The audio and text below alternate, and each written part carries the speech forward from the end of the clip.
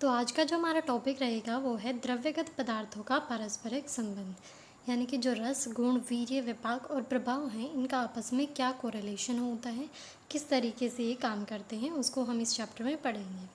तो उसके लिए यहाँ पर 4 नियम प्रचलित हैं। सबसे पहला नियम क्या बताया है कि षड्रसों का विपाक और वीर्य किस तरीके से रहता है। तो यहाँ पर रस दिए हैं, ये विपाक है, ये वीर्य हैं। तो जो हमारा मधुर रस है और लवण रस है, इनका विपाक मधुर होता है।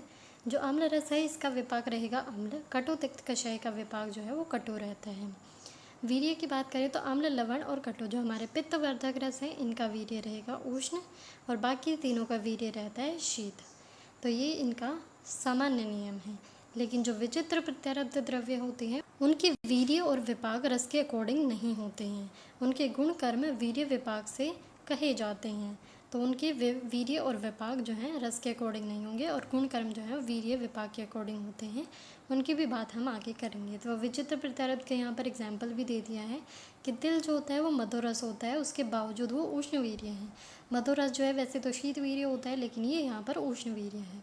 गुड़ुचि जो है तिक्त कषाय रस होती है, तो इसे कटु विपाक होना चाहिए था, लेकिन ये मधुर विपाक है। शीत वीर्य होना था, लेकिन ये उष्ण वीर्य होती है। तो ये कुछ एक्सेप्शंस हैं। दूसरा नियम यहाँ पर क्या कहता है कि द्रव्य के अंदर रहने वाले अगर रस, गुण, वीर्य, विपाक ये समान बल वाले हैं तो किस तरीके से द्रव्य अपना काम करता है। तो कर्म करने में कारण क्या रहेगा, सबसे डोमिनेंट रहेगा इसमें प्रभाव। प्रभाव के बाद रहेगा वीर्य, वीर्य के बाद रहेगा विपाक। तो इस तरीके से ये काम करता है। सबसे मेन प्रभाव रहेगा, प्रभाव के बाद वीर्य रहेगा, वीर्य के बाद विपाक रहेगा, उसके बाद जो है रस रहता है हमारा। स्वभावतः द्रव्यगत रस आदि पदार्थों का समान बल होने पर सामान्यतः रस को विपाक दबा देता है, रस और विपाक को वीर्य, और इन सब को दबाकर प्रभाव अपना कर्म करता है। जैसे कि एग्जाम्पल दिया है कि पिपली में कटु रस होता है, कटु रस को दबाकर कौन काम कर रहा है, विपाक। मधुर विपाक से वो वृश्य कर्म कर रही है। कटु रस जो है वो वृश्य कर्म नहीं करता, मधुर विपाक वृश्य कर्म करता है। दूसरा एग्जाम्पल यहाँ पर दिया है बृहद पंचगुण का, उसमें रस और विपाक को दबाकर कौन काम कर रहा है, वीर्य। रस जो है कषाय और तिक्त रहता है और विपाक जो है वो कटु रहता है। इन दोनों को दबाकर उष्ण वीर्य से वो वात का शमन करता है। तीसरा एग्जाम्पल यहाँ पर दिया है दंती का। दंती जो है कटोरस वाली होती है, विपाक में कटु होती है, वीर्य में उष्ण होती है। इन सब के बावजूद वो प्रभाव से रेचन गर्म करती है। इन तीनों में से कोई भी रेचन कर्म करने वाला नहीं होता है। तो पहला एग्जाम्पल विपाक का, दूसरा वीर्य का, तीसरा प्रभाव का एग्जाम्पल यहाँ पर दे दिया है। उसके बाद तीसरा नियम आता है। दूसरे नियम में हमने देखा कि रस, वीर्य, विपाक इनका बल अगर समान हो तो कौन काम करता है, लेकिन अगर इनका बल विषम होता है तो इनमें से जो भी डोमिनेंट होगा वो दूसरे को दबा देता है और अपना काम करता है। ये जो है नियम होता है विरुद्ध गुण संयोगे भूयसा अल्प ही जीयते।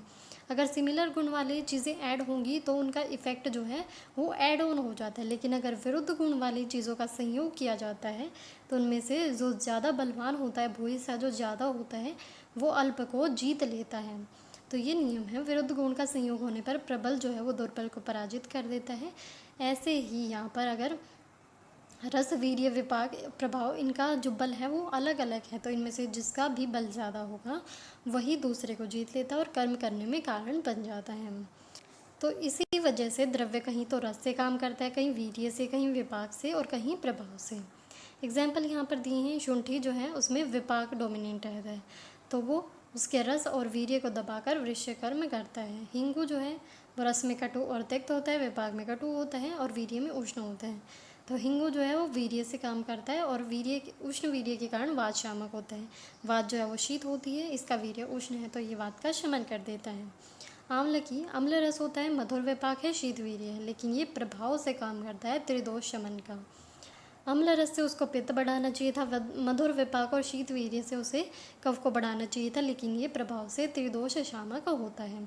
तो इनमें से जो भी डोमिनेंट होता है वही अपना कर्म दिखाता है। देन फोर्थ या फिर लास्ट नियम है हमारा, बल विरोध होने पर रसादि पदार्थों का अपना कर्म बिल्कुल भी नष्ट नहीं होता है। अगर तीनों चारों चीज़ों का बल अगर डिफरेंट भी है, उसके बावजूद भी इनका इफ़ेक्ट बिल्कुल ख़त्म नहीं हो जाता है। कोई भी हमारा एक द्रव्य है, वो सिर्फ एक काम नहीं करता है, वो मल्टीपल कर्म करता है। तो कुछ कर्म वो रस से करता है, कुछ गुण से करता है, कुछ विपाक से, कुछ वीर्य से, कुछ प्रभाव से। इन सभी का मिलाकर समान्वित कर्म जो है वो द्रव्य का कर्म कहा जाता है। जैसे कि गुड़ूची है, वो तिक्त रस होने की वजह से कफ प्रतहर होती है। उष्ण वीर्य है तो वो वात का भी हरण करती है, तो त्रिदोष शामक हो गई। मधुर विपाक होने से वो वृश्य कर्म करती है और प्रभाव से वो वात रक्त का शमन करती हैं। तो ये यहाँ पर 4 नियम हैं इसको समझने के लिए। उसके बाद यहाँ पर एक फार्मेकोडायनेमिक्स का भी कंसेप्ट दिया गया है इस चैप्टर में, तो एक बार इसको भी समझ लेते हैं। फार्मेकोडायनेमिक्स का मतलब है D for dynamics, D for drug. तो डायनेमिक्स में काम कौन करता है? Drug. What the drug does to the body is pharmacodynamics. तो इसके अंदर क्या स्टडी किया जाता है? It is the study of physiological and biochemical effects of drug. Drug के जो भी इफ़ेक्ट्स रहेंगे उनको स्टडी करते हैं, उनके मैकेनिज़्म को स्टडी करते हैं, ऑर्गन सिस्टम लेवल पर, सेलुलर लेवल पर, मैक्रोमोलिकुलर लेवल पर, बॉडी के अंदर। तो ये चीज़ें जो है फार्मेकोडायनेमिक्स के अंदर आती हैं कि जो भी ड्रग हमने इंटेक की है, कोई भी द्रव्य हमने सेवन किया है, वो किस तरीके से काम करता है। जैसे कि इंसुलिन अगर हम इंजेक्ट करते हैं तो वो ब्लड ग्लूकोज लेवल को डिक्रीज़ करके काम करता है। जो पैरासीटामोल हम खाते हैं तो वो बॉडी टेम्परेचर को लोअर करके फीवर को रिड्यूस करती है। तो इसके मैकेनिज्म ऑफ एक्शन है, यही इसकी फार्मेकोडायनेमिक्स है। एक वर्ड आता है फार्मेकोकाइनेटिक्स। काइनेटिक्स में कौन काम करता है? Body. What the body does to the drug is pharmacokinetics. हमारी बॉडी के अंदर ड्रग जाता है तो बॉडी उसको कैसे एब्जॉर्ब करती है, कैसे पूरी बॉडी में उसको डिस्ट्रीब्यूट करती है, कैसे मेटाबोलाइज करती है, कैसे उसे एक्सक्रीट आउट करती है, ये सारी चीज़ें फार्मेकोकाइनेटिक्स के अंदर आती हैं। तो इसके 4 स्टेप्स होते हैं: absorption, distribution, metabolism and excretion. जैसे कि पैरासीटामोल है, वो हमारी बॉडी में ईजिली एब्जॉर्ब हो जाती है ओरली। जो चीज़ हम ओरली इंटेक करते हैं उनका एब्जॉर्प्शन कहाँ से हो जाएगा? फिर जीआईटी के through. Almost uniformly distributed in the body through the blood, extensively metabolised in the liver and excreted in the urine. So this is pharmacokinetics. तो इसी के साथ ये चैप्टर हमारा यहाँ पर कंप्लीट होता है।